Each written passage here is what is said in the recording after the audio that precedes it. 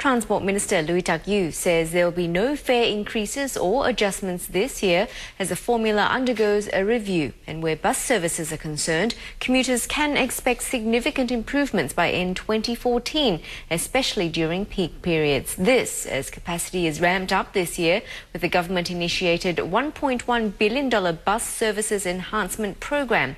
Operators will also be subjected to higher service levels. Hetty Musfira with more. Latest statistics show overall satisfaction of public transport services declined slightly from a year ago, and it's more significant for bus services. But commuters can soon expect improvements over the next 5 years. Operators will pump in 250 buses, while the government will fund 550. Of these, 300 will be for existing services and 250 for new routes. Overall, 70% of the 800 new buses will be added over the first 3 years. Operators will also be expected to deliver higher service levels beyond the current quality of service standards required by the Public Transport Council. First, operators would have to ensure buses are less crowded during peak hours. The PTOs will be required to reduce the loading levels for all basic bus services from the current 95% to 85%. Commuters can expect about 10% more capacity along the more crowded stretches of bus routes during peak hours. With more buses injected to spread the load, bus frequencies will also go up.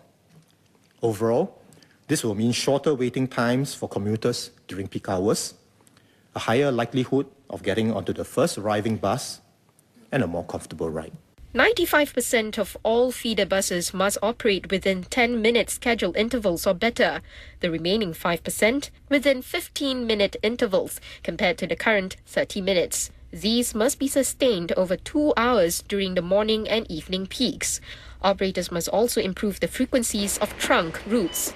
What government try to achieve is that they want to set a standard for the future bus service level. This is what they try to achieve.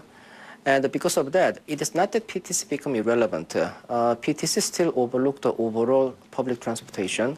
While the focus in the initial years will be to enhance service levels for the existing bus services, commuters can also expect better connectivity in the future. Now, 40 new bus routes will be introduced progressively over the next 5 years, typically in new towns like Sengkang, Punggol and Yishun. Now, the new bus routes are also expected to enhance local connectivity within housing estates.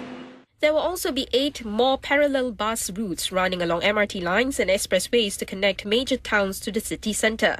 6 have been identified so far.